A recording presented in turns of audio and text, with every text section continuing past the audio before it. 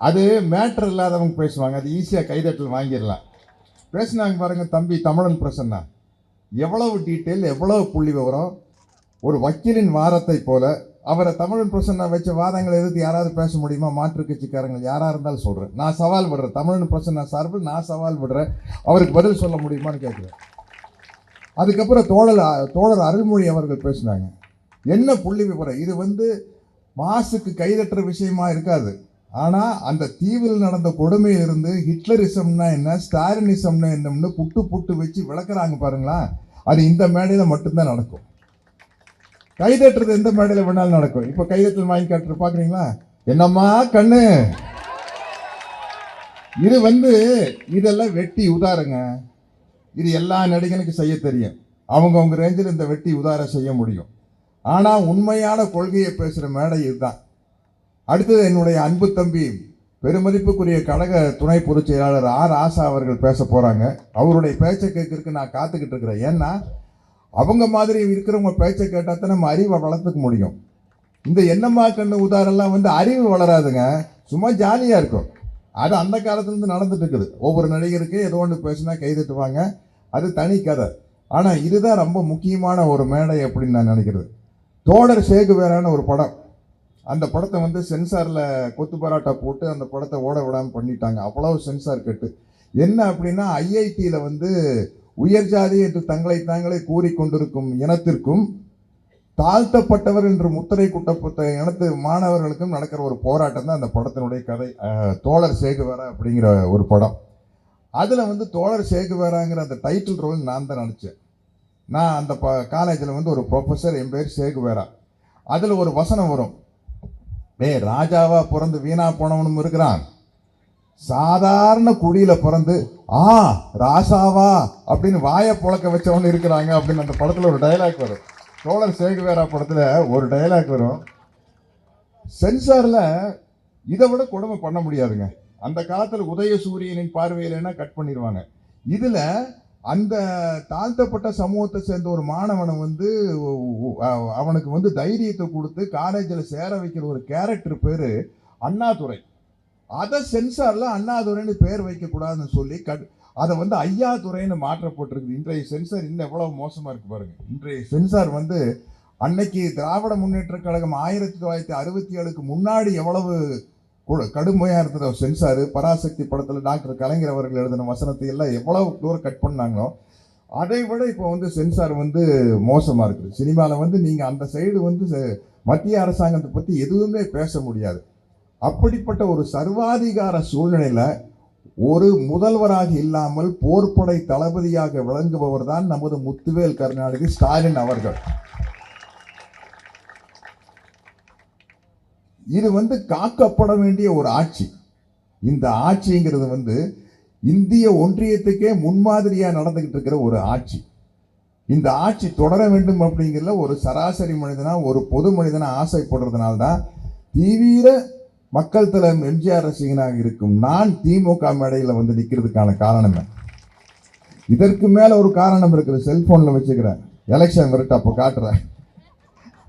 எந்த அளவுக்கு ஒரு இனத்தை, ஒரு அமைப்பை எம்ஜிஆர் அவர்கள் வெறுத்தார்கள் என்பது அதில் இருக்குது. எவ்வளவு ஆபத்தான அமைப்புன்னு அவரே பேசியிருக்காரு. அதை அன்னைக்கு வச்சுக்குவோம். இது தமிழக முதல்வர் ஆவதற்கு முன்னாலேயே முதல் நான் என்ன நினைச்சேன்னா, எனக்கு வயசுன்னு பார்த்தீங்கன்னா நமது தமிழக முதல்வர் முத்துவேல் கருணாநிதி ஸ்டாலின் அவர்களுக்கும் எனக்கும் தான் கிட்டத்தட்ட ஒரே வயசு, ஒரு சின்ன வித்தியாசம் தான். ஆனால் இவரை விட நான் அதிகமாக பழகுறது முத்தமிழறிஞர் கலைஞர் அவர்கள் கூட தான். ஏன்னா அவர் வசனத்தில் நான் 2 படம் நடிச்சுக்கிறேன். அப்போ என்ன இப்போன்னா, நாங்கள் கொலிக் ஆயிடுறோம். என்ன ஒரே தொழிலில் வேலை செய்கிறவங்க. நானும் மணிவண்ணனும் அப்படித்தான் கிட்டத்தட்ட நானும் கலைஞரும்.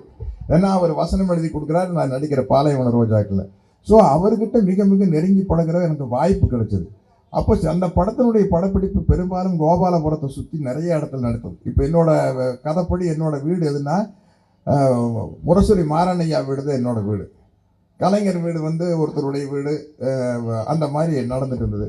அப்போ கலைஞர் வருவார் போவார், நாங்கள் போய் கலைஞரை பார்ப்போம். அமைதியாக நின்றுருப்பார். ஸ்டாலின் சார் ஒரு முதலமைச்சருடைய மகனுங்கிறது அடையாளம் தெரிஞ்சவங்களுக்கு மட்டும்தான் தெரியும். அப்போ இருந்தே அவர் ஒரு செயல் வீரருங்க. ஒரு 13 வயசுல சைக்கிள்ல திமுக கொடியை கட்டிக்கிட்டு சளைக்காம சுத்துவாரு. நான் இப்பவும் கூட தனிப்பட்ட முறையில் அவரை பார்க்கல, நான் கேட்பேன், என்னங்க இந்த சுத்துறீங்க, டயர்ட் ஆகாது? எனக்கு ஆகாதுங்க அப்படிம்பாரு. எனக்கு ஆகாது, எனக்கு டயர்டா ஆகாது. ஏன்னா என்னுடைய உயிர் மூச்சு திராவிட முன்னேற்ற கழகம், திராவிட முன்னேற்ற கழகம், திராவிட முன்னேற்ற கழகம். திராவிட முன்னேற்ற கழகம் உயிர் மூச்சுனா அது ஒரு கட்சி இல்லைங்க. இங்க எழுதுன இதுல சொன்ன மாதிரி ஸ்டாலினிசம். ஸ்டாலினிசம்ங்கிறது என்ன? ஒன்றியம் செய்வது ஹிட்லரிசம், என்றும் வல்வது ஸ்டாலினிசம். ஹிட்லரிசம் என்னங்கிறது நம்ம தோழர் அருண்மொழி அவர்கள் புட்டு வச்சுட்டாங்க. ஸ்டாலினிசம்ங்கிறது என்னங்க? பெரியாரிசம், அண்ணாயிசம், கலைஞரிசம், அதுதான் ஸ்டாலினிசம்.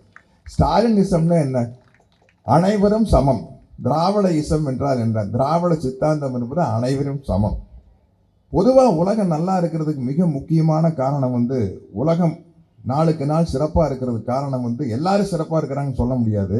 விஞ்ஞானிகளும் விஞ்ஞான கண்டுபிடிப்புகள் தான். இன்னைக்கு நம்ம எல்லாம் சந்தோஷம். நம்ம செல்போன் இல்லாமல் வாழ தெரியாது நம்மளுக்கு. இந்த விஞ்ஞான வளர்ச்சி தான் உலகத்தை மேலே கொண்டு போகுது. அந்த விஞ்ஞான வளர்ச்சியினால் வர்ற பயன் அனைத்து மக்களுக்கும் சென்று சேர வேண்டும் என்பதுதான் சமூக நீதி. அது அனைத்து மக்களுக்கும் சென்று சேரக்கூடாது, ஒரு குறிப்பிட்ட மக்களுக்குத்தான் போய் சேர வேண்டும் என்பதுதான் ஹிட்லரிசம். அந்த ஹிட்லரிசத்திலிருந்து தமிழ்நாட்டை காப்பாற்றுவதுதான் ஸ்டாலினிசம். அதை நீங்க தயவு செய்து புரிஞ்சுக்கணும். நான் முதல் நான் வியந்து பார்த்தது முதல்வர் அவர்கள், ஸ்டாலின் அவர்கள் முதல்வர் ஆனதுக்கு அப்புறம் என்கிட்ட அவருடைய வாழ்க்கை வரலாறு புஸ்தகத்தை கொடுத்து படிக்க சொல்லி என்னை அந்த நிகழ்ச்சியில் கலந்துக்க சொன்னார். அந்த புத்தகத்தின் பேர் உங்களில் ஒருவன் அப்படிங்கிற புத்தகம். தயவு செய்து திமுக காரங்க அத்தனை பேர் அதை படிக்கணுங்க. படித்தா தான் எல்லாரும் சும்மா சொல்லிட்டு இருக்கிறாங்க பாருங்க, கலைஞரோட பிள்ளையா இருக்கிறங்காட்டி ஸ்டாலின், ஸ்டாலின் பிள்ளையா இருக்கிறங்காட்டி உதயநிதி ஸ்டாலின். அப்படி கிடையாது. நீங்கள் உங்களில் ஒருவன் படித்து பார்த்தீங்கன்னா தான் ஸ்டாலின் அவர்கள் கழகத்தின் தலைவராக வருவதற்கும் தமிழ்நாட்டின் முதல்வராக வருவதற்கும் 100% இல்லை 200% தகுதியானவர் அப்படிங்கிறது அந்த உங்களில் ஒருவன் புத்தகத்தை படித்து பார்த்தீங்கன்னா தெரியும். என்னன்னா, ஒரு முதலமைச்சரை பார்க்கும்போது நம்மளுக்கு ஆரம்பத்தில் ஸ்டாலின் அவர்களை பார்க்கும்போது வருஷம் ஒரு பிரமிப்பு வந்தது. ஆனால் போன வருஷத்தை விட இந்த வருஷம் நல்லா இருக்குது, இந்த வருஷத்தை விட அடுத்த வருஷம் நல்லா இருக்குது அப்படின்னு. போக போக என்ன ஆகி போச்சுன்னா, வருடம் வருகிற பிரமிப்பு ஸ்டாலின் அவர்கள்கிட்ட அது மாசம் வர பிரமிப்பாக மாறுச்சு. அது வாரம் வர பிரமிப்பா மாறுச்சு. இன்னைக்கு ஈச் அண்ட் எவ்ரி டே ஒரு பிரமிப்பை ஏற்படுத்திக்கிட்டு இருக்காரு. அந்த பிரமிப்பை எதிர்த்து நிற்க முடியாம தான் எதிர்கட்சிக்காரங்கெல்லாம் திண்டாடுறாங்க. ஒரு கட்சி நடத்துறவங்க அவங்கவுங்க கட்சிக்கு ஆதரவாக செயல்பட வேண்டியதா, அது வேற வழியில் என்ன, அது அரசியல். நீங்க இதை விட என்ன செஞ்சிட போறீங்க? இதை விட உங்களால என்ன செஞ்சிட முடியும் அப்படிங்கிறதா. இதை விட கம்மியாத்தான் செய்ய முடியும். அதனால இந்த ஸ்டாலின் ஆட்சி தொடர வேண்டும் என்பதற்கு மிக முக்கியமான காரணமே அதுதான். என்னை பொறுத்த வரைக்கும் ஒரு எலெக்ஷன் அப்படின்னா ஒரு ஜாலியாக இருக்கணும்ல. எலெக்ஷன் ரிசல்ட் வரையில இவங்க ஜெயிப்பாங்களா, அவங்க ஜெயிப்பாங்களா, இவங்க ஜெயிப்பாங்களா, என்ன நடக்க போகுது அப்படிங்கிற ஒரு டென்ஷன் இருக்கணும், என்ன மாதிரி சராசரி ஒரு பொதுமக்களுக்கு. ஆனால் உண்மையிலேயே சொல்கிறேனுங்க, இந்த எலெக்ஷன் ரொம்ப போரான எலெக்ஷனுங்க. ஏன்னா ஒரு டென்ஷன் இல்லை, இவங்க ஜெயிப்பாங்களா அவங்க ஜெயிப்பாங்களாங்கிற ஒரு டென்ஷன் இருந்தால் தாங்க எலெக்ஷன் ரிசல்ட் வர வரைக்கும் எங்களுக்கெல்லாம் ஜாலியாக இருக்கு. இது கன்ஃபார்ம்டாக தெரியுது, ஸ்டாலின் அவர்கள் தலைமையான இந்த ஆட்சி தான் வரப்போகுதுன்னு. அந்த காலத்தில் எலெக்ஷன் ரிசல்ட் இந்த பேலட் ஷீட் தான் வரும். 9 மணி நிலவரம், 11 மணி நிலவரம், மத்தியான நிலவரம், சாயந்தர நிலவரம் அப்படின்னு. இங்கே நிலவரமே இல்லை, ஒரே நிலவரம் தான் இருக்குது, மீதி எல்லாம் கலவரமாக தான் இருக்கு. ஏன்னா தமிழ்நாட்டில் இருக்க ஒவ்வொரு தனி மனிதனும் இந்த ஸ்டாலின் அவர்கள் ஆட்சியில் இருக்கிற சிறப்பை உணர்ந்திருக்கிறார்கள். இவங்க சினிமாவை பார்ப்பாங்க, வேடிக்கை பார்ப்பாங்க, சினிமா நடிக்கிற பார்க்குற கூட்டம் வரும், கை தட்டுவாங்க, எல்லாம் தட்டுவாங்க. ஆனால் நம்முடைய குடும்பம் 5 வருடங்களுக்கு முன்னால் எப்படி இருந்தது, இப்பொழுது எப்படி இருக்கிறது என்பது ஒவ்வொரு தமிழ்நாட்டு குடிமக்களுக்கும் அவர்களுடைய மனசாட்சிக்கு தெரியும். அவர்கள் மனசாட்சிப்படி நடந்தால் நிச்சயமாக உதயசூரியனுக்கு தான் ஓட்டு போடுவார்கள் என்பது என்னுடைய ஆணித்தரமான போட்டிங்கிறது இந்த எலெக்ஷன்ல போட்டி உங்களுக்கு எங்களுக்கும் அதெல்லாம் கிடையாதுங்க. இந்த எலெக்ஷன்ல போட்டி சமூக நீதிக்கும் சனாதனத்துக்கும் தான். அந்த சமூக நீதிக்கும் சனாதனத்துக்கும் தான் போட்டி. இந்த கட்சிக்கு அந்த கட்சிக்கு, அந்த கட்சிக்கு இந்த கட்சிக்கும் எல்லாம் போட்டி இல்லை. உலகத்தில் 2 சித்தாந்தம் தான் இருக்குது. அனைவருக்கும் எல்லாம் சமம் அப்படிங்கிற ஒரு சித்தாந்தம் இல்லை, எல்லாமே எனக்கு தாண்டா வேணுங்கிறது ஒரு சித்தாந்தம். எல்லாமே ஒரு குறிப்பிட்ட இடத்திற்கு தான் போய் சேர வேண்டும் என்ற சித்தாந்தம் சனாதனம்.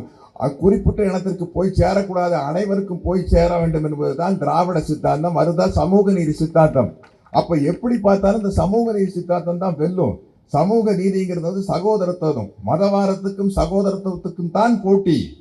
போட்டி என்பது சமூக நீதிக்கும் இந்த மத யானைக்கும் நடுவில் நடக்கிறதா போட்டி.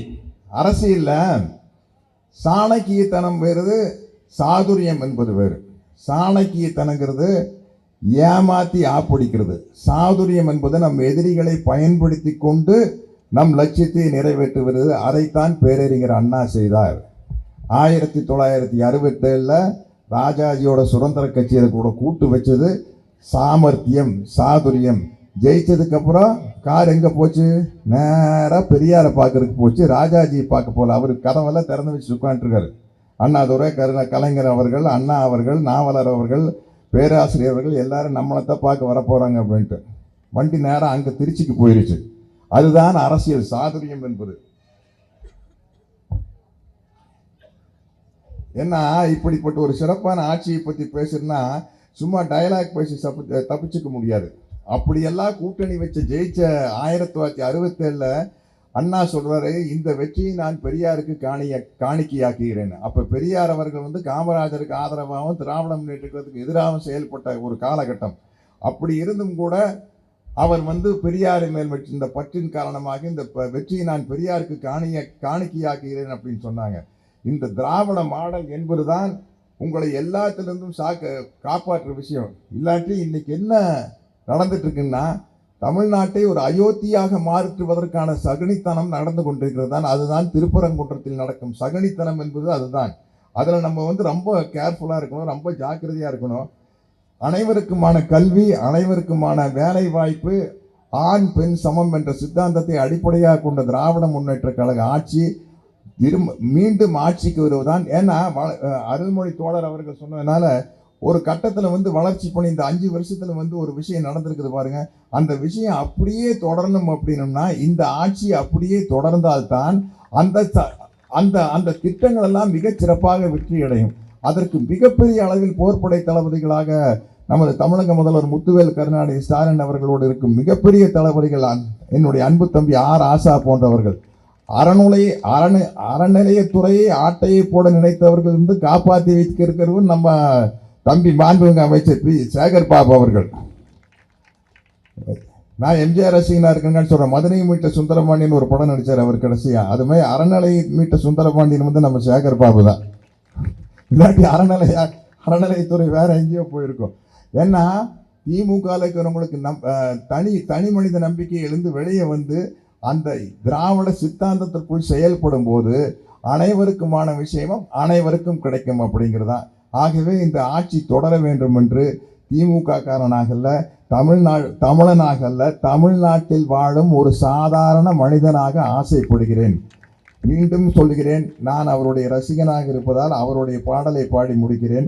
உதய சூரியனின் பார்வையிலே உலகம் விழித்து கொண்ட வேளையிலே நல்லவரெல்லாம் நலம் பெறுவார் என்ற நம்பிக்கை பிறக்கிறது. இவர் வர வேண்டும். எவர்? நம்ம முத்துவேல் கருணாநிதி ஸ்டாலின் அவர்கள் வர வேண்டும், புகழ் பெற வேண்டும் என்று ஆசை துடிக்கிறது. பொதுவாகவே நல்லா பாட வராது, இன்னைக்கு தொண்டை வேற கட்டிட்டு இருக்குது. பாடல் முக்கியமல்ல, திராவிட முன்னேற்ற கழகத்திற்கு குரல் முக்கியமல்ல, கொள்கைதான் முக்கியம் என்பதனால் தைரியமாக அந்த பாடலை பாடி விடைபெறுகிறேன். நன்றி, வணக்கம்.